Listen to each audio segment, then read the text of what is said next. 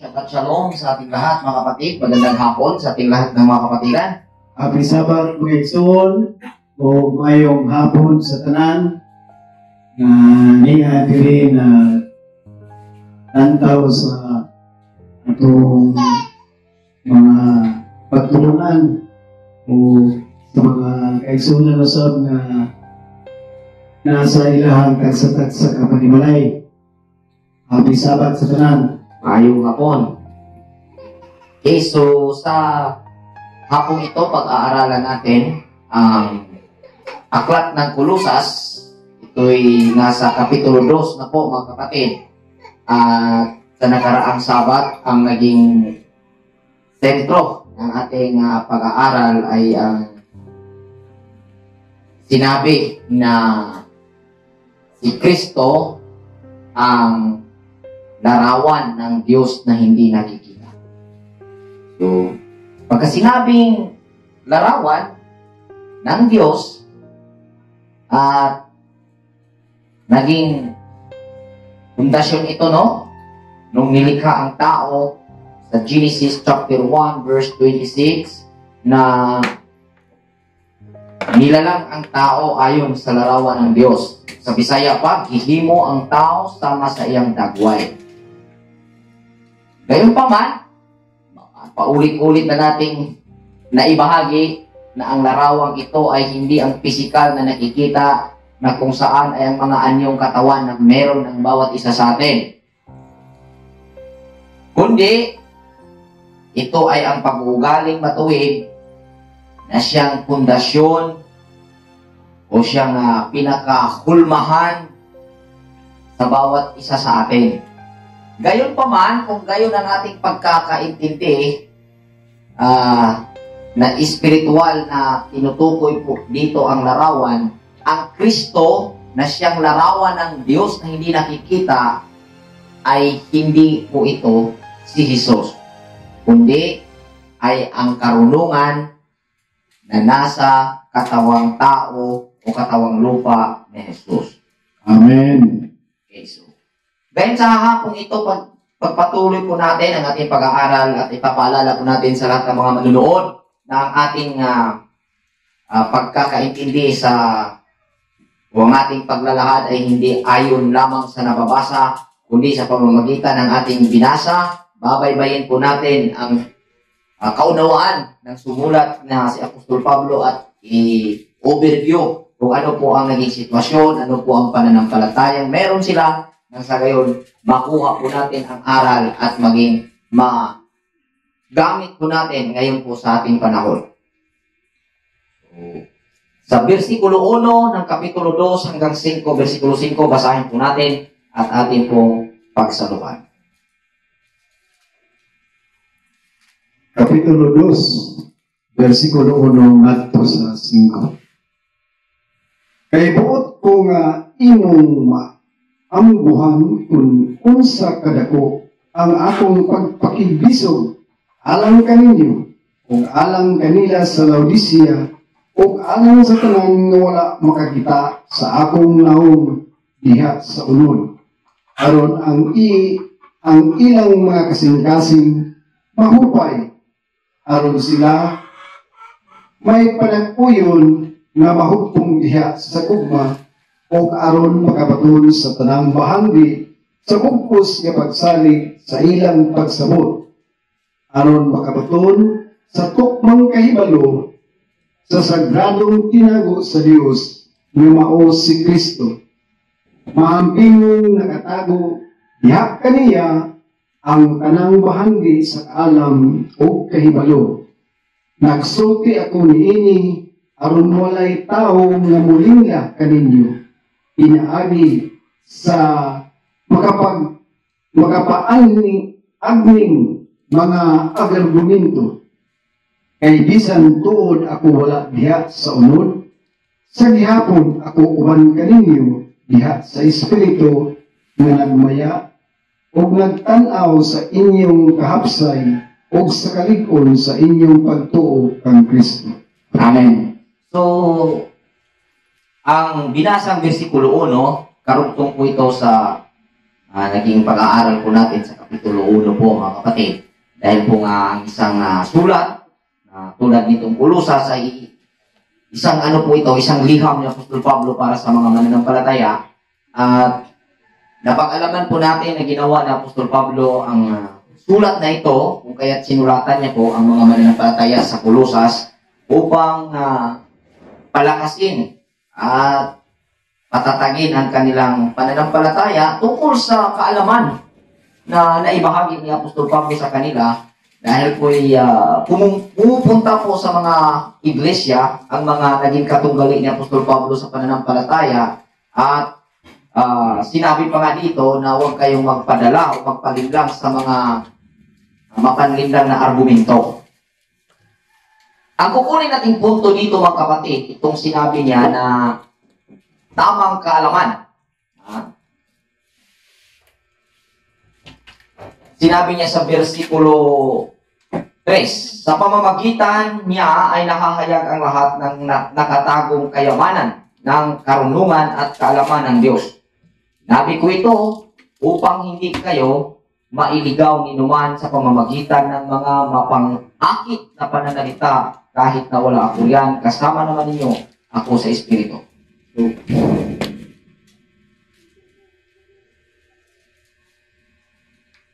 Okay. So, 2 pala, sa versikulo 2. Ginawa ko ito upang palakasin ang kanilang loob upang mabuklod sila sa pag-ibig sa gayon. Mararanasan nila ang ganap na pagpapala ng tunay na pagkaunawa at kaalaman tungkol sa hiwaga ng Diyos. So, ang kukunin natin punto dito, yung ganap na pag-unawa. Kasi ang ganap na pag-unawa, ito ang tunay na pagpapala. Yung ganap na pag-unawa tungkol sa Diyos. Okay? Kung wala kang malinaw na pag-unawa tungkol sa Diyos, ang mataas ang porsyento na ikaw ay hindi makakagamit sa buong kapasidad na ipinagkatiwala sa iyo ng Diyos upang maisagawa ang kanyang plano na ikaw ay magtagumpay sa buhay o maging maligaya, dahil yun naman ang nakadisenyo sa atin. Sabi nga, ang plano niya ay hindi not to harm you. Ang plano niya is to prosper you. So, yun yung sinabi. So, yung tukmang kaalaman, yung tamang kaalaman tungkol sa Diyos, ang ating babaybayin po kung ano ito. Talaga bang ang Diyos na tinutukoy dito, mga kapatid, na dapat malaman na magtaglay ang mananampalataya ng tamang kaalaman tungkol sa Kanya? Tama po ba na ang kaalaman natin na ang Diyos ay nasa langit at nasa likod ng mga alapaap at nakatingin sa atin 24/7? O di kaya'y usisahin natin kung ang mga salita na ginamit na ang Diyos ay nasa langit ay mga metaporang salita ito na ginamit sa kapanahunan ng mga mananampalataya sa sinaunang panahon, panghalili sa mataas na salaysay sa pagsusulat. Kung sa panahon natin ngayon, kung sa korte ito, kumbaga stenographer, no? Tama ba ko? Parang ganun po yung naging dating sa pagkakasulat sa Biblia. Kasi nga sinabi sa huling parte ng sulat ni Juan sa kanyang aklat sa sulat niya sa Juan, sabi niya, marami pang ginawa ang Kristo na hindi na nila isusulat pa. Dahil kahit kuno ang buong mundo, kung lagyan ito ng mga papel na kung saan nagawa at isusulat roon, ang mundong ito ay hindi kayang paglagyan. So, ginamit ang metaphor ng mga salita para mapaiksi ang salaysay at ang pag-aaral o pag-aanalisa ang magiging susi upang makuha, mababaybay po ng bawat mambabasa o mga interesadong mga personal na maintindihan ang pananampalatayang ipinaglalaban. So, tukmang kaalaman tungkol sa Diyos. So, gayon pa ay ating nalaman na ang Diyos ay nasa langit. At sa ating pag-aaral sa nakaraang linggo, Brother Bong, ang langit nga ay wala doon sa likod ng alapaap. Ang langit ay hindi pisikal na lugar na mapupuntahan ng tao matapos mamatay ang pisikal na katawan. Ito ay isang aspito ng kaisipan ng tao na nandoon ang kaligayahan at kapayapaan. So kung langit ang iyong hahanapin, hindi po ito lugar na literal. Ito po ay aspito o sabihin na nating dimension sa iyong kaisipan na naruroon po ang kapayapaan at kaligayahan. Kung maghahanap ka ng kaligayahan, hindi mo mahahanap sa lugar. Dahil kahit napakapayapang lugar, kung bothered po ang iyong isipan, may problema ka, hindi mo na-manage ang inner na katangian mo, gaano man ka peaceful ang lugar, hindi yan epektibo sa iyo. Amen po ba? Gaano man kagulo ang lugar, gaano man ka, sabihin na natin, masalimuot ang lugar, kung ang iyong isipan ay panatag at sabihin na natin, may payapa, andun po yung satisfaction, andun po yung tamang sabihin na natin, estado ng iyong pag-iisip, stable yung kaisipan mo, andun po yung kapayapaan. So, ang kapayapaan, hindi mo matatagpuan sa anumang lugar. Sa sinumang tao, o sa mga lugar na nag-aalok ng kapayapaan. Tama po ba? Ma? Kaya, pag sinabing tamang kaalaman tungkol sa Diyos, po noon na nandun siya sa langit, na lugar, dahil ang langit ay estado ng kaisipan ng tao, titugmain po ito, nandun po yung kapayapaan. At ang Diyos ay ang provider ng lahat ng ating pangangailangan at ang Kristo dito na nagdadala ng lahat ng yaman ng Diyos ay hindi po si Jesus, kundi ang active spirit na nandun sa katawan ni Jesus ang tinutukoy dito. So, lilinawin ko lang na ang Kristo ay hindi exclusive kay Jesus. Ito ay naging parang apelido niya kadugtong sa pangalan Jesus Christus o Jesus Christ, in Hebrew po, Yeshua HaMashiach. Yan po ay dahil nakilala po siya na ang spirit of awareness ay active sa kanyang pagkatao. So, ang ating na-analyze kung ano ang kanyang ipinangaral. So, ang ipinangaral niya at ipinaglaban niya ay kung ano yung active na spirito sa kanya na siya nakapamuhay ng may kapayapaan, ay gayon ang ginawa niya, ibinahagi niya sa mga tao. So, ganun po kasimple at naging dahilan ng pagkagalit ng reliyon sa panahon niya dahil ang relihiyon ay nag-aalok ng mga pamamaraan para ang tao ay makapunta sa langit at maging makapamuhay ng matuwid batay sa doktrina na ituturo at gayon ay magsisilbing method ang tao ay makakaakyat sa langit.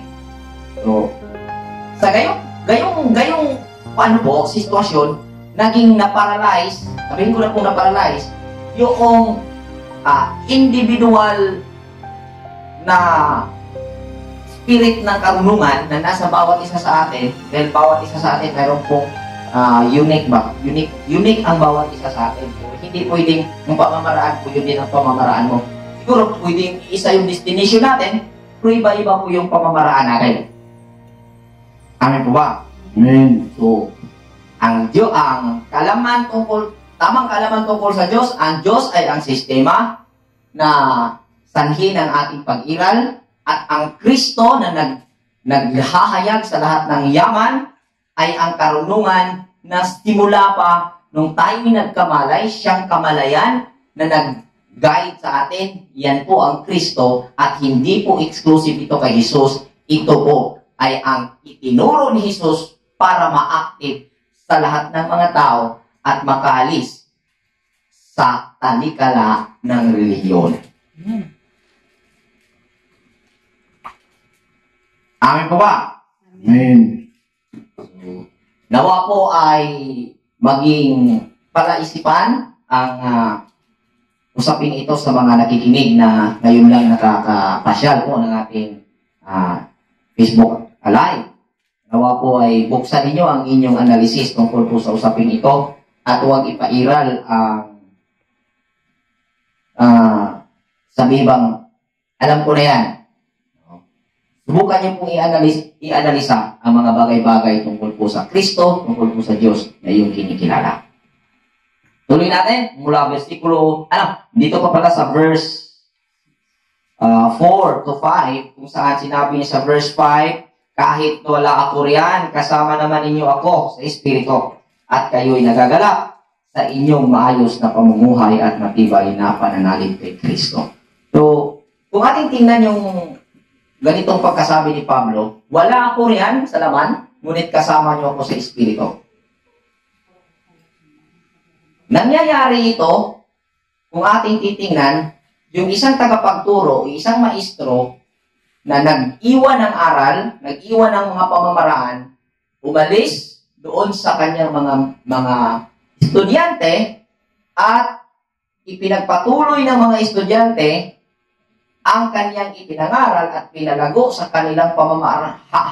Eksakto po sa kanilang sarili, kumbaga kinuha nila yung concept at ginawa nila sa kanilang sarili, ang mga pamamaraang iyon, kasama nila si Pablo. Kumbaga, sabihin na natin, buhay si Pablo physically at siya ay nanganganak o sabihin natin na nabubuhay ang kanyang pamamaraan bago pa siya namatay ang physical niyang katawan, buhay na ang kanyang espiritual na pagkatao sa mga tinuturuan niya o mga mananampalataya na tumulad sa kanyang mga pamamaraan sa buhay. Amen po ba? Amen. Yun. Tuloy natin. Versikulo 6 hanggang 10. Versikulo 6 hangtod 10. Busa, ingon nga inyong gidawat si Kristo Jesus nga Ginoo, magpadayon sa paglakaw nga naiyo sa kaniya, nga gipagamot o gipatukod diha kaniya o ginapalikon diha sa pagtuo. Ingon sa gitudlo kaninyo nga panag-awas sa pagtuo diha sa pagpasalamat. Pagbantay kamo, basin adunay mudagit kaninyo pinaagi sa filosofiya o walay pulos nga paglimbong sumala sa tradisyon sa mga tao, sumala sa paninugdang mga butang sa kalibutan o dili sumala kang Kristo tungod kay diha kaniya na ang tibuok kabukusan sa hiyas sa Dios nagpuyo nga lawas nun. O sa busa, kamo nakabaton sa kabukusan pinaagi kaniya niya mao ang ulo sa tanang kagamhanan o otoridad. Amen. Okay, so sabi pa niya, si Kristo, dito sa versikulo 6, yamang tinanggap na ninyo si Kristo Jesus bilang Panginoon. Sa ibang version, sa binasa ni Brother Bong, wala pong Jesus, Kristo lang. Bilang na mamuhay kayo ng may pakikipag-isa sa Kanya. So, ang Kristo na sinabi po dito, ito po yung karunungan na nasa bawat tao. Kung saan sinabi sa versikulo 22 ng kapitulo 8 ng Proverbio, sabi doon, ang karunungan nagpapakilala sa pamamagitan ni Solomon. Ang sabi niya, ako ang unang nilalang sa lahat ng nilikha ng Diyos. So, sabi nga ni Juan, sa versikulo 1 mula kapitulo 1, versikulo 1 hanggang 3, Nung simula, ang salita ay nandiyan na at ang salita ay kasama ng Diyos at ang salita ay ang Diyos. Kung ating maunawaan ito, hindi po ito tungkol sa mga pag-unawa na nilikha ang pisikal na lupa na tinatapakan natin. Ito po ay kaganapan na nangyayari sa bawat development ng pag-unawa sa mata. Na simula, ang nandun po sa kanya ay ang salita. Yung salita, yung po yung sabihin na natin na parang ganito yung nangyari. Kung kaya nakaka-receive ng frequency or sound yung isang bata o isang tao dahil mayroon pong receiver sa loob. At ang receiver na yun po yung spirit. Yun po yung salita. Yun po yung binhi ng karunungan na ginamit ng Diyos sa paglikha ng lahat ng bagay. Hindi ibig sabihin na nilikha sa pamamagitan ng pisikal na kamay, kundi sa pamamagitan ng pagkaunawa, nakikilala ang mga nilikha. Yan po ang nangyari. Kung sinabi ni Apostol Pablo, kung nakikiisa na kayo dito, ay ganap na kayo ay kay Kristo. At huwag kayong magpalinlang sa mga nagtuturo sa pamamagitan ng mga tradisyon. So, binanatan dito yung seremonyas ng mga Judaism kung saan ginawa sa mga tagapagturo na kung hindi masunod yung seremonyas, parang invalid pagsamba sa Diyos. Dahil kung may seremonyas na pinapaganda at iniingatan, halata na ang konsepto sa pangunawang iyon, ang Diyos ay wala sa kanila, kundi nandun sa langit at dumurungaw sa kanila. Ano ito ba? Pero kung ganito po yung pagkakaunawa na ang Kristo ay ang karunungan na nasa iyo at ang Diyos ay ang sistema na nagpalitaw kay Kristo sa loob mo o nagpadala kay Kristo, nagpadala ng karunungan para sa iyo, ay mangyayari na kaisa kayo o kaisa mo ang katuruan ni Apostol Pablo. So, ang sabi niya sa versikulo 7, magpakatatag kayo at isalig ninyo sa Kanya ang inyong buhay. Magpakatibay kayo at sa pananampalatayang itinuro sa inyo. At lagi kayong magpasalamat sa Diyos. Mag-ingat kayo upang hindi kayo mabihag ninuman sa pamamagitan ng walang kabuluhang karunungan. So, ang pagkakaunawa ngayon sa salitang karunungan, ito ay itinuturo ng tao. Yung karunungan, itinuturo ng tao. Para sa akin, para sa Torah community, ang karunungan ay hindi po magmumula sa tao. Dahil kung ang karunungan nagmumula pa sa tao, ang lahat ng nakakakinig kay Kristo, kung siya yung karunungan, literally, si Jesus, ang karunungan, lahat ng nakakakinig, sakop na sa karunungan o nakakaunawa sa Kanya. So, ganito po yung pangunawa ko, mga kapatid, pag-unawa ng Torah community. Ang karunungan ay nasa tao. Kung may nakatanggap nito na pisikal, gaya ni Jesus, siya ay magiging extension yung gawain niya para i-activate ang karunungan na nasa ibang tao. Pansinin niyo po, yung 10 virgins. 5 po roon, amaw. Buang. Ano ba sa Tagalog yan? Tanga. Ganon. Alam po natin yung virgin sa tinutukoy ito babae, mga babae, hindi po ito literal na babae. Ito tumutukoy sa mga katauhan o mga tao, komunidad na madaling nag-aantay po sila sa groom. Brother Renz, nag-aantay sa groom. At nung gabi na dumating ang groom, tumunog yung trompeta, hindi ito literal, pero huwag natin pag-usapan muna yan, trompeta tumunog.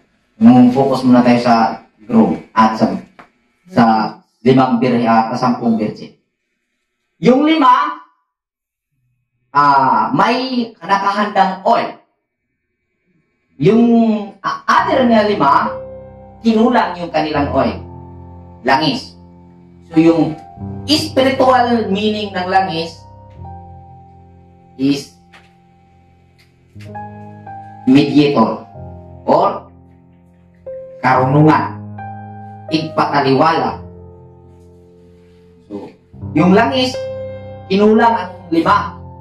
Ang ginawa, yung 5, lumapit sa 5 at nakiusap na humingi ng kanilang langis. Ang sabi ng 5, hindi kami pwedeng mamigay dahil sakto lang ito sa amin. Tama lang ito sa amin. Kung ating titingnan, parang naging maramot sila. No? Kung literal na langis yon at ibibigay para sa kaligtasan ng iba, gagawin ko kaya? Gagawin ko. Pero kailangan maintindihan ang kahulugan ng langis. Ito po ay karunungan na nasa bawat isa. Ang pwede natin gawin, ibahagi kung paano i-activate ang karunungan. Ngunit, ang karunungan ay hindi po siya pwedeng isalin. Dahil ba't kasasalinan na mayroon ka namang sariling tinundan? Kung sabi sa'yo pa, anong tagaan magkikag tubig? Ganaan kay kaugaling mong busay? Ingon bitaw si Ginoong Jesus dito sa Samarianon, kung makainom ka ng akong tubig, mubulwak ang tubig diha sa imong kasing-kasing. Kung ikaw ay makakainom sa tubig na nagmumula sa akin, yung tubig ay bubulwak mula sa iyo. Ibig sabihin, kung makinig ka sa katuruan ni Kristo, ni Jesus, yung karunungan na sa iyo, naka-allotment na sa iyo ba? Naka-part na sa iyo ba? Yan? Mapapakinabangan mo. So, ang nangyari sa relihiyon, Brother Bong, ito yung pag-uusapan natin. Ang nangyari sa relihiyon, may isang taong, sabi natin leader, may kaalaman siya tungkol sa kabutihan. Itinuro niya yung kanyang kaalaman at ginawa ng mga tagasunod na yun din ang magiging paraan nila. O ang nangyari, yung kanyang oil ang pinagsaluhan. Which is, hindi po ito pwede. Bakit? Yung kanya sa kanya lang. Kaya sabi nga ni Pablo, work out your own salvation. Dahil ang kaligtasan mo ay hindi mo pwedeng ibahagi sa iba. Ikaw lang ang makakaligtas sa iyo. Ang karunungan mo ay sa iyo lang. Kung paano na-activate ang karunungan mo, pwede mong ibahagi. Kung paano yun i-activate. Kumbaga, hindi ka pwedeng magbigay ng oil, pero pwede kang magbigay ng, tawag doon, yung how to extract oil. Pwede mo ibigay yung proseso para siya ang magsasagawa nito. Kasi nga, ulitin ko, bakit mo bibigyan ng karunungan na ang bawat tao ay nilikha ng karunungan? Siya mismo, nasa sa kanya ang karunungan. Ang nangyari, kapag ang tao, kaya sinabi ng Apostol Pablo, yung mga katuruan dito, yun po yung doktrina. Kapag doctrinative ka, ang karunungan ay paralyze sa sarili mo.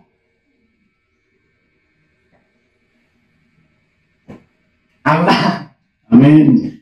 So kung doctrinative ka na tao, kasi yung doktrina katuruan ito mula sa isang tao na kanyang ibinahagi na maging pamamaraan ng mga kasama. Kung ating titingnan, hindi natin nakita na nagdoktrina ang Messianic na pananampalataya. Ang order sumunod sa kalooban ng Diyos. Asan ang kalooban ng Diyos? Sabi ng Judaism, ang Ten Commandments. So, ang definition ng Ten Commandments, iba-iba yan. So, kung ang kalooban ng Diyos, yung hahanapin na sa sayo yan. Sabi nga, sa panahon ni Moses, sino ang kukuha sa kautusan? Sino ang aakyat doon sa langit? Sabi ni Moses, hindi nyo pwede sabihin yan na sino aakyat sa langit, sinong tatawid sa dagat, sinong pupunta sa ilalim ng lupa para kunin ang salita. Ito'y napakalapit sa inyo. Ito'y sa inyong mga puso at nasa inyong mga labi. At alam po natin na ang kautusan ay karunungan. At ang kautusan na re-receive yan ng ating karunungan. So, pag sinabing yung tradisyon, doktrina po ito na meron sa panahon ni Apostol Pablo na siyang nagsara sa karunungan ng bawat tao. Kaya sa atin po mga kapatid, wala tayong doktrina na ito ang magiging pamumuhay mo. Dahil ikaw, sa sarili mo, ikaw ang leader. Sa sarili mo, ikaw ang pari. Sa sarili mo, ikaw ang driver. Amin po ba? Amen. Intensyon ang kailangan. Dalisay na puso upang magkaroon ng, sabihin na natin, magandang feeding mula sa Elohim, o mula sa Diyos, mula sa sistema. Kumbaga, maganda yung flow dahil malinis ang tubo. Ganun po mga kapatid. Tuloy natin. Versikulo 11 hanggang 15. Versikulo 11 hangtod sa 15. Pinaagi sa relasyon o banagkaliya, pag-uusap dituli sa usap na pagtuli na wala hinuwas sa mga kamot, pinaagi sa pagtangtang sa ulod, bikan sa lawas, pinaagi sa pagtuli na iya sa Kristo. Kay kamo bilubong uban kaniya, niya sa iyang bautismo, o pinaagi sa relasyon uban kaniya, kamo usab duyog nga gibangon pinaagi sa inyong pagtuo sa pagpalihok sa Dios nga nagbangon kaniya gikan sa mga patay. Dugang pa, bisan kamo mga patay diha sa inyong mga kalapasan o sa pagkadili inuli sa inyong unod, ang Diyos nagabuhi kaninyo uban kaniya. Siya maglulutong nagpasayo kanato sa tanan natong kalapasan o gipapas ang sinulat sa kamot na dokumento batok kanato na bilangkuban sa mga sugo o na maoy batok kanato o iyang gikuha kini pinaagi sa paglansang nini sa estaka sa pagsakit nga dihuguan ang mga kagamhanan o ang mga otoridad. Iyang gipasundayan sila diha sa publiko imong mga nadaog nga nagdala kanila diha sa usa ka parada sa kadaugan pinaagi niini. Okay. So, malinaw na ang tinutukoy niya ditong pagkamatay o pagkabuhay mula sa mga patay ay hindi ang patay na katawan na nasa sinimpiryo, kundi yung mga nasa paghihirap na mga kaluluwa na nasa physical na katawan na buhay, na may paghihirap na kung saan nabuhay nun si Kristo. Dahil sa paghihirap nila, nung narinig nila ang aral, gusto nilang maging guminhawa. Gusto nilang makaahon sa paghihirap. Gusto nilang makaahon sa kahirapan sa buhay. At sa pamamagitan ni Kristo, yung karunungan na active sa kanilang sarili, ay sila'y nabuhay kasama niya. Ang sabi niya dito, yung inuha niya tayo mula sa, pinalaya niya tayo mula sa otoridad at mga pamahalaan. At inutukoy niya dito yung po mga existing na namunuan sa panahon nila. Tulad ng mga Pariseo, tulad ng kung saan ang bansa na nandoon po itong kulusan, parang nasa Grace po ito. At ang sabi pa niya, mga kapatid, sa mga tao roon, na kailangan nating ano yung pag-iisa sa Kristo. So, kapag nasa sa atin nga yung karunungan, hindi na yung mandato ng relihiyon o ng tao ang iyong susundan. Kung makikinig ka ng tao na nagtuturo, o sabihin na natin nagbabahagi, hindi para yung itinuro niya ang magiging, sabihin na natin, pamamaraan mo, kundi yung itinuro niya ang magagamit mo habang ikaw ay gumagawa ng sarili mong paraan. Amen po ba?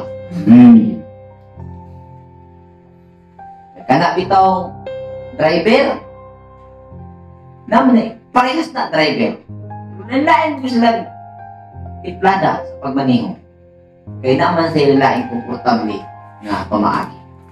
Nga, ang imong pamaagi, dili mahimong iyang pamaagi. Although makaingon kag susama, pero dili gyud sama. Susama lamang. Almost parehas, pero hindi talaga parehas. Yan po ang ating nakikita. So, kung may nakikinig, kung bakit ka pa nagtuturo kung wala naman palang tagapagturo. So, ang ginawa namin, linawin namin sa lahat ng nakikinig, no? Hindi po ito para para maging pamamaraan ninyo ang aming pamamaraan. Ang advokasiyang ito, ginawa namin para ma-active ang inyong sarili na gumawa ng inyong pamamaraan.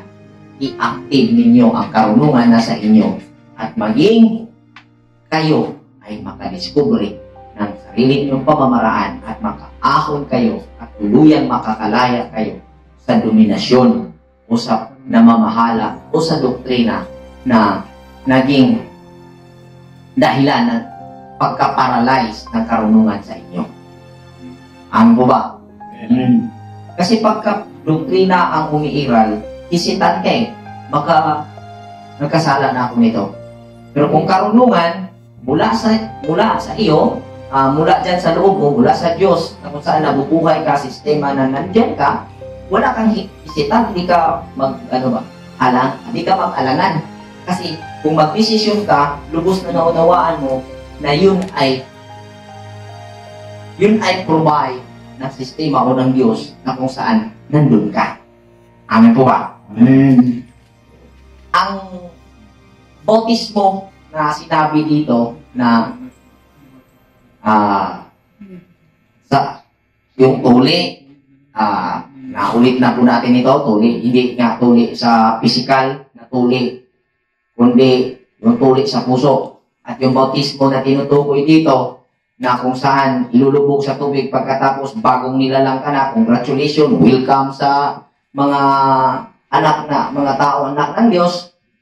Ang bautismo na tinutukoy dito ay hindi yung ginagawa sa paglubog sa tubig lamang, kundi seremonyas na gawain iyon na may espiritual na kahulugan na aral na nangako kang iyong gagawin at ang tanda ng iyong pangako ay yung lumusong ka sa tubig at ang tubig, representasyon po iyon ng karunungan na magiging maglinis sa iyo.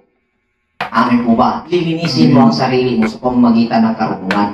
So, pag sinabing bautismo, naging pamamaraan ito ng pagpasok sa grupo. Na pag nabautismuhan ka na, kung anong sikta ang nagsagawa sa iyo ng bautismo, membro opisyal ka na.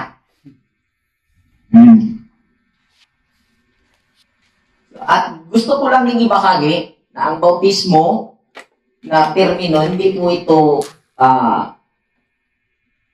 pang isang bisis mangyayari sa buhay ng isang tao na papasok sa pananampalataya. Bakit? Baka may pilosopo dyan, may mabasa sa Biblia, isang bautismo, isang Diyos, isang pananampalataya. Hindi po yun isang beses. Isang bautismo, isang pamamaraan sa paglilinis. At ang gagamitin po doon ay karunungan.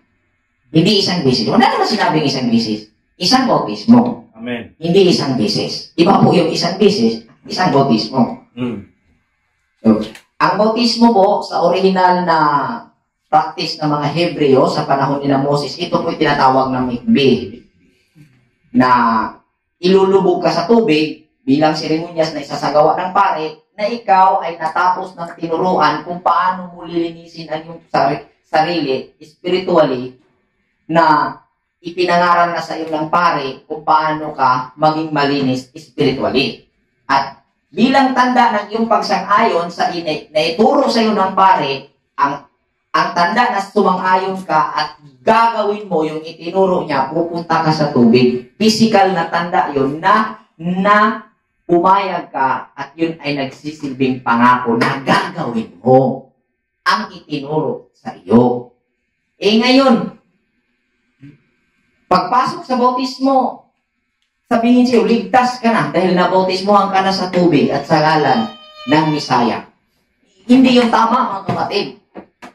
Kasi ang naglilinis, hindi yung literal na pangalan na nababanggit at ang tubig na literal na dumadaloy. Hindi po yung literal na tubig na dumadaloy ang nakakapaglinis sa espiritual na aspeto ng tao. Kundi kung paano na ituro sa iyo sa pamamagitan ng isang tulad ng pare na ito yung gagawin mo, kung ma-interview ka at bibigyan ka ng payo, ito yung mga ilalatag sa iyo na posibleng gagawin mo para magiging mapatawad ang iyong kasalanan. At ang pagpapatawad hindi po ito magmumula sa tao, kundi mararamdaman mo ito, yung kapanatagan. Lisod siya kay Gimingong kang ipasaylo na ko sa Ginoo, mawa may makasaksiya na. Amen. Amen ba? Amen. Usalan yun na ka-ebidensya nga ang Diyos wala yun sa langit. Ang Diyos ay wala doon sa langit. At imposible na ang langit ay ang Diyos ay separate sa tao. Ang langit ay kapanatagan at ang kapanatagan ay tahanan ng Diyos dahil andun po yung kapayapaan pag nandun po ang kapanatagan. Kaya nararamdaman mo ang kapatawaran na pinatawad ka na ng Diyos dahil naramdaman mo ang panatag sa sarili. Na ikaw ay na-cleanse na mula sa hindi patas at makatarungang gawa na iyong nagawa. Okay?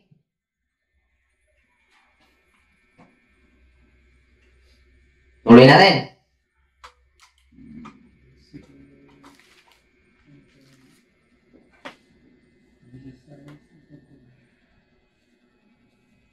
Isay hanggang 19. 16 hangtod sa 19.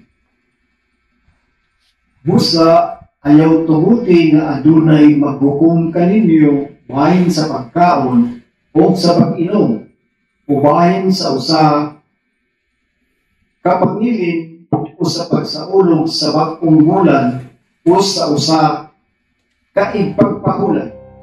Kay kanang mga butanga mo'y landong sa mga butang nga moabot apan ang katinuoran iya ni Kristo.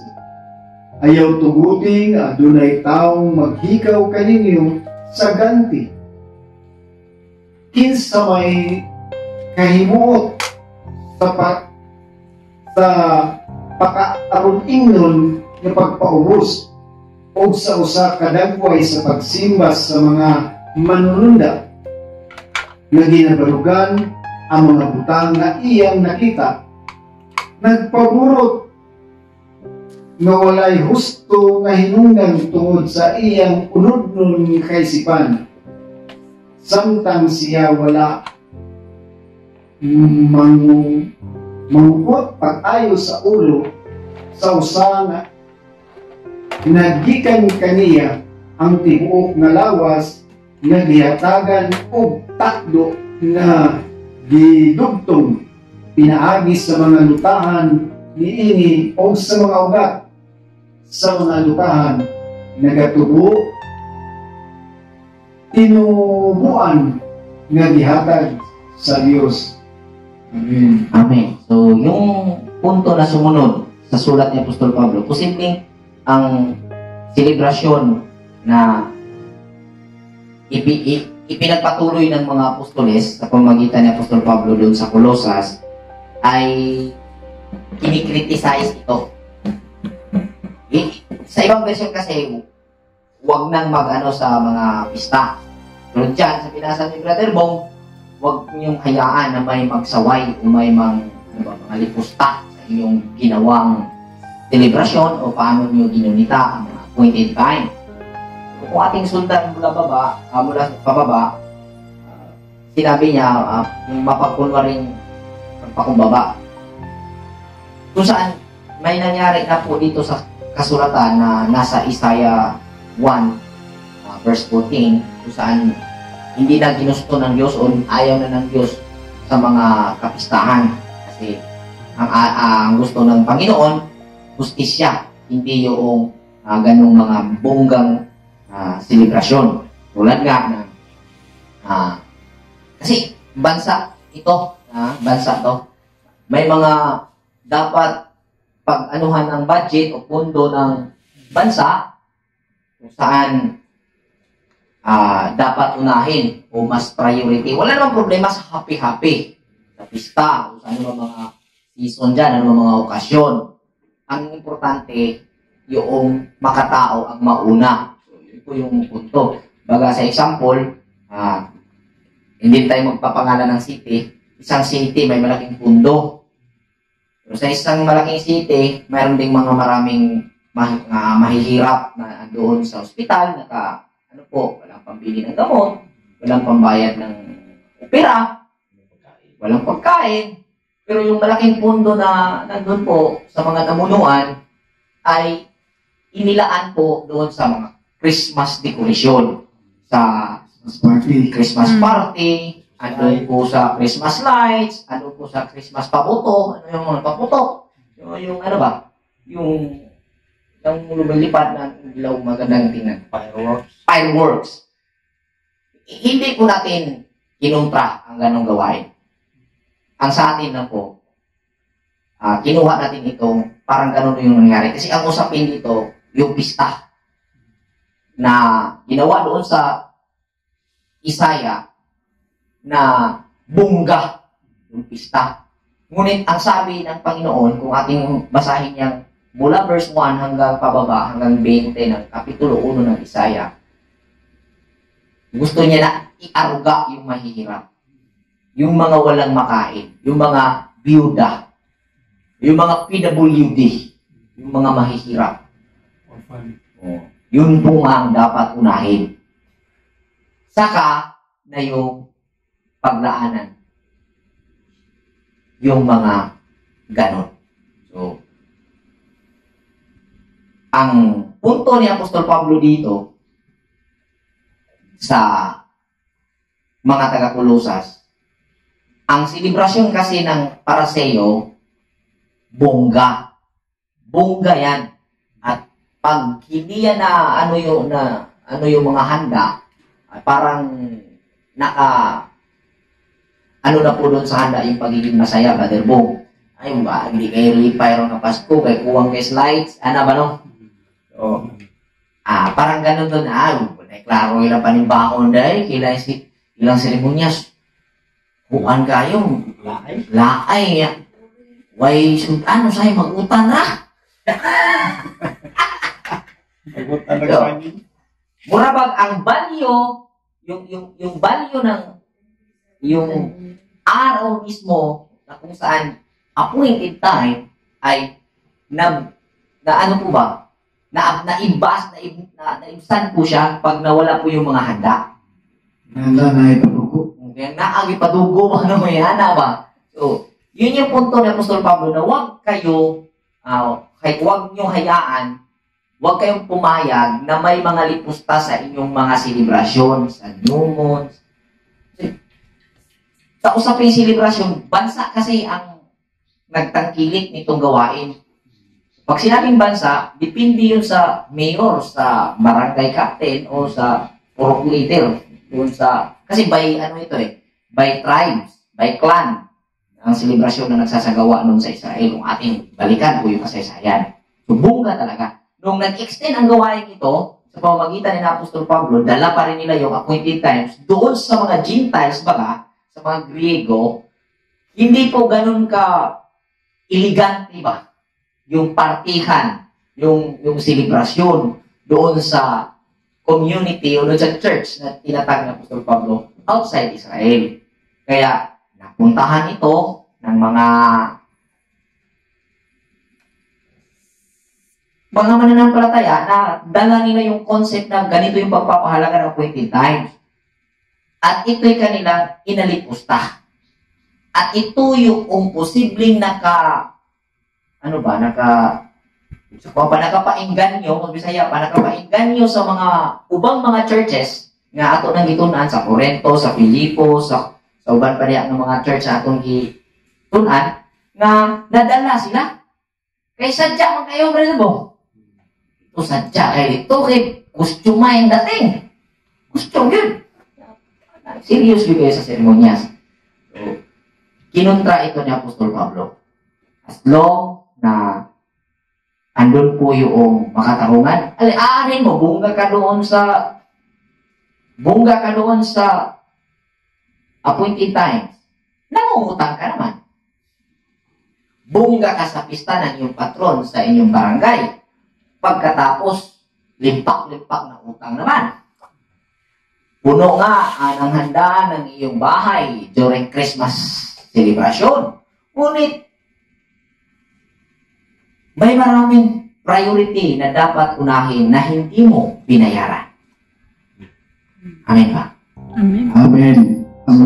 Ang masaklaw pa dyan, kung ano yung handa mo, yung mga nagsisikain lang,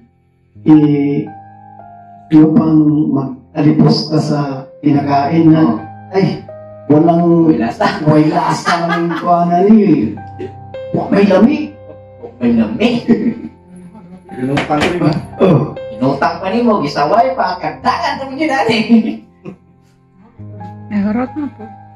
Nangyari ang mga ganun dahil sa tingnan nyo, sabi ni Pastor Apostol Pablo sa binasa sa Bisaya version, nagpaburot, nagpagarbo. During celebration, doon ang pagarbo. Kaya nabi, yung batasan niya, kami, kasuwayan ko, may anamong kay bawo ko. Abot ni ng pista sa una, di may musugot nga, wala may sinina nga bago. Pero nanapod sa akong prinsipyo nga, kung parang sinina, talagang yung tiniguman na to. Which is, kung maghahanda ka sa mga appointed times, handa ka ng pagkain, handa ka ng damit na bago, susuotin mo, paghandaan mo. Pray mo, magkaroon ka ng ganun. Huwag mong pangutang para lang doon. Kung gusto mo, maghanda ka, pagsikapan sa makatarungan at patas na pamamaraan. Amen po ba? Amen. Kay aron dili mahimong tigpakaroning nun ang imong selebrasyon. Imo ng pagpaburot lang. Isay luoy anak, ikaw rayapon. Sino yung kawawa dyan? Ikaw pa rin yung mahihirapan. So, ang itinuro ng Apostol Pablo na huwag maiganyo ang mga mananampalataya sa Kolosas. Huwag maiganyo. Ang makapainganyo, rabas tao, kinirabang o sa termino pas mga tigulang, kanirabang kahilayan. Ama. Yung kaligayahan sa pananampalataya ay huwag mangyari sanang maging kahilayan. Ano sa Tagalog yun? Kalayawan? Makasandibutan ano ba? Kalayaw. Yung bang kung maganda ka, malinis ang iyong puso, na talagang ginanda mo yan, pinaghandaan mo yan, talagang ano mo yan na magiging panata mo, naghahanda ka. Pero kung nakisabay ka lang, kahit wala kang kaya, sumabay ka sa iba, panghambog na mo, ha? Amen ba? Amen. So, mo kontra na Apostol Pablo kay nainganyo man ang mga tao, dito, kiselebrasyon dito. Sa amo si Pablo wala nagtuto yung ginani. Kaya gitagaan sa akong analysis, gitagaan ni Apostol Pablo o kaugalingong bersyon ang mga iglesia na iyang gituon. Ginawa ni Apostol Pablo na makalikha sila ng sariling bersyon ng pagsampa. Andun yung love base sa kanilang kultura. Ilisod man kayo, pasundon ka nang di mo gusto. Paano yung Brad na mga sa kasalukuyang mga sikta na wala na daw yung mga appointed times, mga kapistahan. Kasi ano lang daw yan? Anino. Anino at saka sa mga Israelita lang daw yan. So, tama din na sinabi nila na anino lang daw. Kung wala yung gawain, asan yung anino? Baga ito. Kung yung pista, anino, yung selebrasyon ay sinagawa, anino, at ang sabi ni Pablo dyan, ang lahat ng ito ay dumating sa pamamagitan ni Kristo. So si Kristo pala yun, anino pala yun ni Kristo. So kung ating intindihin, nung dumating ang katuruan ni Kristo, hindi po para maalis iyon. Amin po ba? Kundi, yung anino noon, nagiging actual na. Hindi po siya nabago. Kundi yung anino lang doon, anino lang yung nakita mo. Shadow lang yung nakita mo kahapon, baga. Ngayon, yun ng source ng anino ang nakita mo. Paano maaalis yung pista? Isipin nyo nga, gamitin nyo logic ba? Anino yung pista ng appointed times, mga appointed times? Anino? Dumating si Kristo. Nawala yung anino. Paano nawala yung pista? Na yung anino, hindi yun malinaw. Pero nung dumating yun, may-ari ng anino, mas malinaw na. Hindi nawawala. Naging malinaw kung ano ang gagawin during those appointed times. Hindi naalis. Dumating yung may anino, may-ari ng anino. Yun yung karunungan. Kaya may pista noon, kaya may celebration appointed times na hindi malinaw sa mga parasiyo na kung saan ang mahalaga sa kanila yung selebrasyon, hindi yung essence bakit gagawin yung selebrasyon, ano ang ipapairal doon sa selebrasyon, hindi yung pahambugay, kundi yung love para makipagbahagi, kung sino yung mahihirap, bibigyan, kumbaga giving time yun. Sharing time sa mga pista. Nung dumating ang pangunawa, nung dumating ang karunungan, naging malinaw na kung ano ang gagawin. Kaya sinabi sa Isaiah, Brother Bo, na ayaw ko na ng iyong pista. Hindi sinabing, inalis ko na ang pista. Ayaw ko na ng iyong pista. Bakit hindi tama ang selebrasyon ginawa? Bakit ang seremonyas ang mahalaga? Hindi ang dahilan kung bakit ginawa ang selebrasyon. Ang dahilan kung kaya ginawa ang selebrasyon para sa mahihirap at para sa mayayaman. Dahil sadyang may mahirap at mayaman sa komunidad upang ang mayaman ay matisting ang kanilang pag-ibig sa kanilang pera kung alin ba talaga ang kanilang mamahalin, ang kabutihan o ang kanilang kasakiman. At ang kahit mahirap naman matisting ang kanilang yabang. Kung talaga bang magpakumbaba, kasi may mga ugali mahirap, magpito, huwag katampo. Na may nana, mag-amping kaning humble kay too much kung humble is humble. Amen ba? Amen. Makatunta nga magkinabuhi nga na makatagta. Kumuha sa ta, makatunta mo daw at sa hinatag. Amen. O mag-enjoy sa hinatag na tunay ka ng katagbawan. Satisfaction. So wala yun mawala ang pista. Wala mawala ang sabat. Wala mawala ang new moon. Ang tanan, hindi po nawawala. Hindi kailanman inabolis ang appointed time. Paano naisip ng mga taong nagsagawa ng ganitong pangunawa gamit ang bersikulong ito na anino ang sinabi. Nung dumating ang may-ari ng anino, nawawala ba ang selebrasyon? Hindi. Mas malinaw na. Ando na yung may-ari ng anino. At yun ay karunungan kung saan alam mo na kung ano ang dapat gawin during sa pista, sa araw ng pista. Kung mayaman ka, magbahagi ka ng may dalisay na puso. Kung mahirap ka, yung dalawa lang uri ng tao sa komunidad. Mayroon at wala. Sabihin natin, mayroon at wala. Kaya sila, daghan ron na may medyo dato-dato, na medyo pobre to kayo. At wala yun, naawa. Kung wala ka, punta ka ron. Dahil yung inahanda ng mga mayayaman, para sa iyo yun. Dahil wala ka.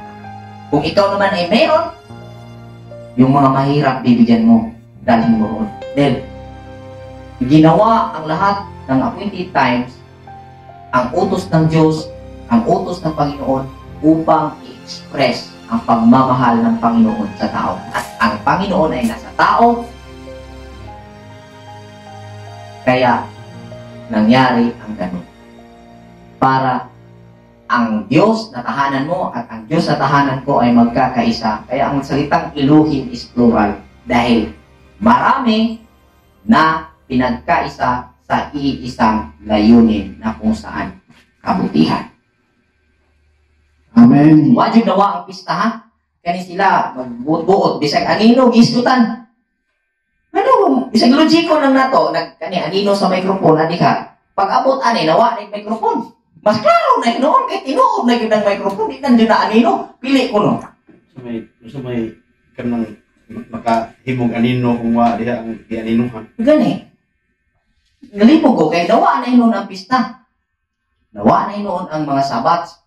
Kay anino na daw pag-abot ni Kristo, si Kristo ang ani, si Kristo ang katumanan. Kay katong tanan anino lamang sa mga butang umaabot. So si Kristo to ang kaalam to. Pag-abot, nawa na. Naragi hapon.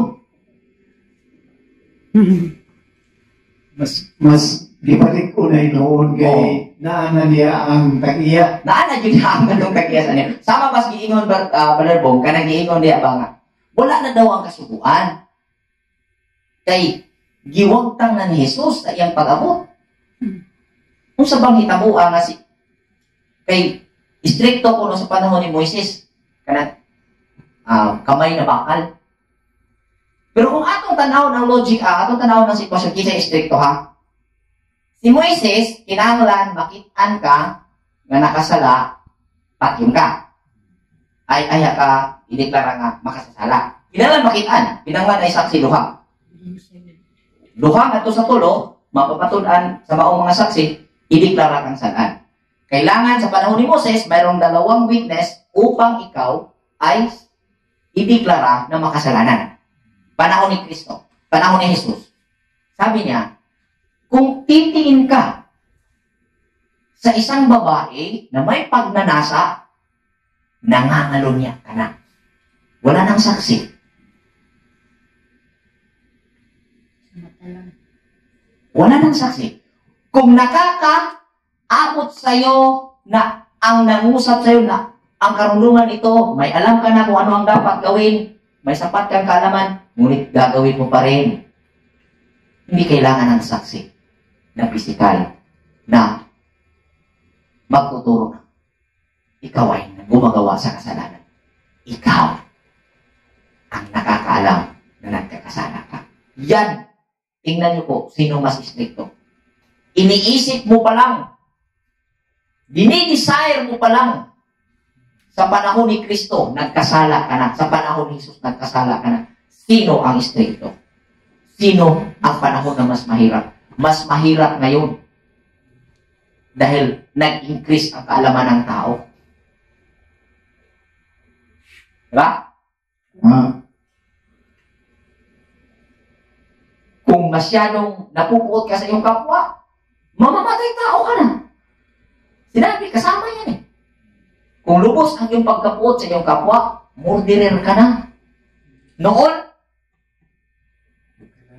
may physical na aksyon, ideklara murderer ka. At may witness pa. Nga, sakay, nung ipinaliwanag ni Jesus, ang katuruan ni Moises, dahil shadow yun noon, ipinaliwanag niya, hindi klaro, hindi kailangan ng witness na literal. Kung napupuot ka sa iyong kapwa-tao, mamamatay ka. Dahil, hindi mo nga pinatay ang physical niyang katawan, pero pinatay mo ang kanyang dignity. Siniraan mo ng todo, at gitulo mo ba'y mamatay ka barangan kang ako. Amen ba? Amen. Alam niyo mga kapatid, yung barangan, alam niyo po yung barangan sa Tagalog, siguro, ano yan, magkukulam. Ang kulam, kasi pagkaalam nila magkukulam, mayroong monika na kung kuhaon mo rin, tusukon nila, pwede. Hindi. Kapag labis ang iyong pagkapot sa kapwa at ini-imagine mo, maligsan punta ka, mamatay punta mong anak, magkalismon punta ka, mahirapan ka ng puto, matay pa sana yung ganun, matay pa sana ng tatay mo, ganun. Sorcerer ka. Kaya napupuot ang Panginoon sa revelation sa mga mangkukulam. At ang pagkamangkukulam, hindi alam ng mga tao na habang sila'y napupuot sa kanilang kapwa, kayo ay mangkukulam. Amen ba? Amen. Ganyan po yung Christ generation.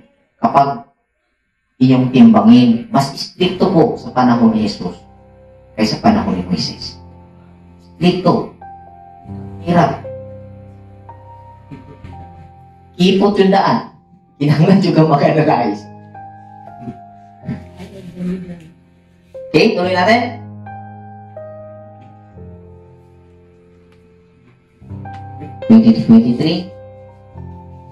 Twenty 20:23.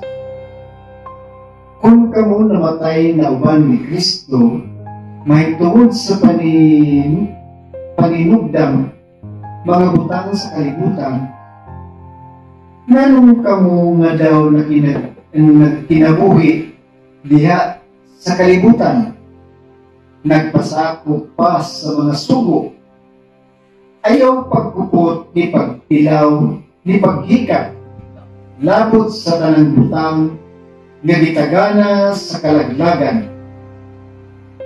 Pinaagi sa paggamit niini, sumala sa mga sugo o mga pagtulunan sa mga tao, kadto mismo mga butanga sa pagkatinuod, adunay dagway sa kaalam, sa gisangon, sa kaugalingong dagway sa pagsimba, o pagkaaron ingnon nga magpaubos sa grabing pasakit sa lawas, apan kini walay dili diha sa pagpakigbuno sa pagtagbaw sa unod. Amen. Amen. Yung bandang dulo, kahit yung lahat ng ginawa nila, hindi yun ang pakikipagbuno sa nais ng lahat. Hindi yun ang Israel na ugali. Hindi yung ebidensya na pinapahirapan yung sarili, inuna yung doktrina. Kasi yung ano po dito, kung ating mababasa po sa mga bagong Hebrew ngayon, Hebrew Bible po ngayon, Torah kasi ito eh. Torah. Itong sugo. Hindi po ito yung sugo ng Panginoon. Sugo po ito, utos po ito ng reliyon. Pansinin niyo po, kapag ang iyong sinunod ay ang doktrina na ibinigay sa iyo ng iyong grupo, utos yan ng tao. Kapag ang iyong sinunod ngayon ay ang kabutihan na namumuo sa iyong puso, utos yan ng Diyos. Ano po ba? Kaya sa mga successful, ang sabi, patuloy mo lang pakinggan ang iyong puso. Follow your heart. Amen. Kaya mga kapatid, ang sabi ni Apostol Pablo, huwag magpa-tanay, magpalinlang, at pinalitan na yung kautusan sa pamamagitan ng kaunawaan. Yung kautusan na tinutukoy, hindi yung kautusan na itinuro ni Moses sa mga Israelita, kundi yung interpretasyon ng mga Pariseo sa kautusan na itinuro ni Moses sa pamamagitan ng Torah, sa written Torah. Yung written Torah, the 5 book of Moses, Genesis, Exodus, Leviticus, Numeros, Deuteronomy, ine-interpret ito ng mga Pariseo at ginawa o doon sila gumawa ng utos, at ito yung utos na pinatutungkulan ni Pablo na kung saan ayaw ni Apostol Pablo na isali sa mga mananampalataya sa buhay nila sa Kolosas. Ang sabi, ayaw paghikap, huwag mong mga maruruming bagay. Sus, karon na misinterpret man. Ang maruming bagay, appeal maning. Pagmingon, ano ba itong maruruming bagay? Tingnan natin kung ano itong marurumi. Pagpunta roon sa Leviticus 11, ito pala, yung mga dugo ng babae, pagka dinugo yung babae, kasi may ano doon, literal na sulat doon.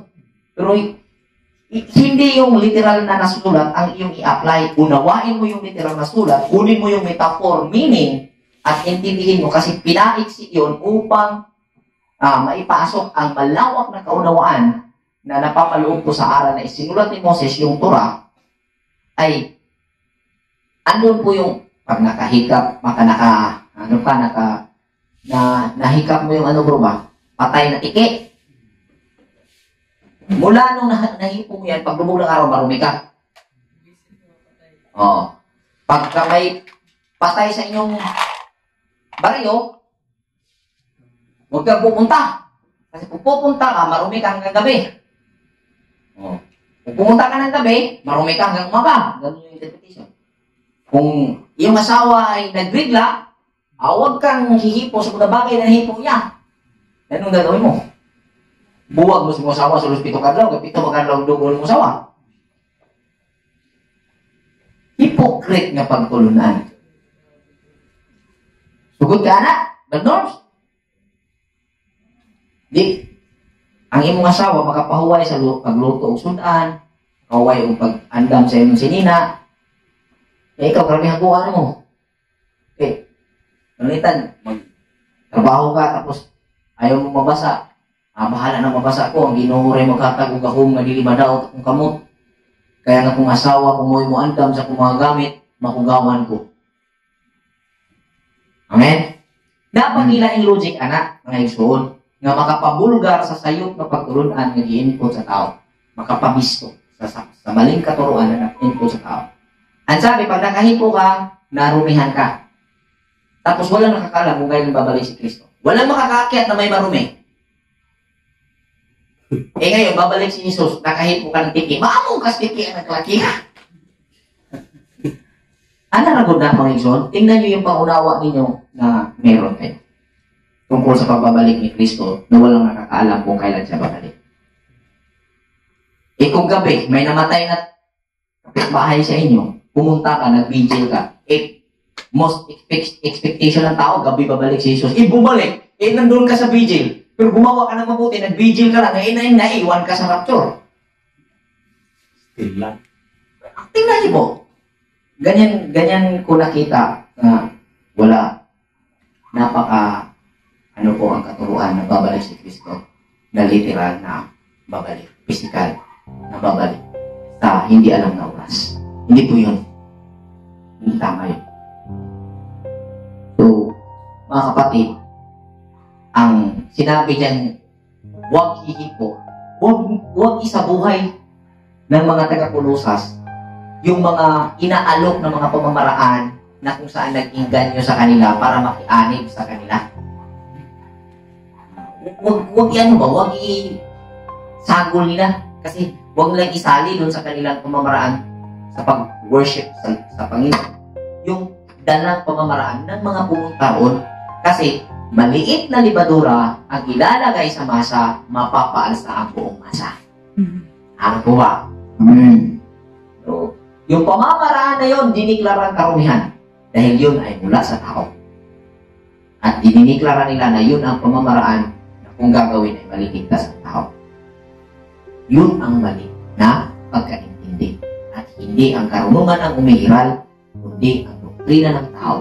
Karunungan ay native yan sa ating bawat tao.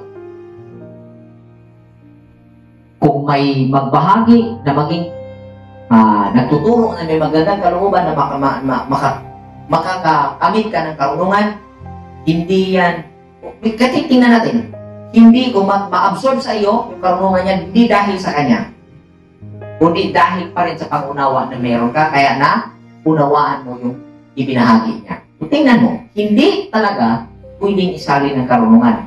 Kasi kung isalin ng karunungan at maisalin sa pamamagitan ng yung sinasabi yun na yung karunungan, lahat sana nung nakarinig na kumbinsi. Pero bakit may hindi? Dahil nasa sa listener. Kasi bawat tagapakinig may karunungan. Ano mo ba? Wala talaga. Wala sa tagapagsalita. Ang bahagi ng tagapagsalita, dahil nandyan sa kanya ang karunungan, duty niyang magsalita. Pero yung kumbinsihin ang mga nakinig, hindi na niya trabaho. Ano na sa kanya? Responsable yan ng tagapakinig. Kailangan niyang maging attentive sa pagpakinig para maunawaan niya ang pinakit. Ano mo ba? Amen. At magkaroon ng function, yung word o yung ibinahagi na aral. Dito po nagtatapos ang ating pag-aaral sa Colossians chapter 2. Nawa po ay makakatulong ito upang mabuksan ang ating analisasyon tungkol sa mga bagay-bagay natin na pag-usapan. Magandang hapon po sa ating lahat. Shalom Aleichem. Shalom Aleichem.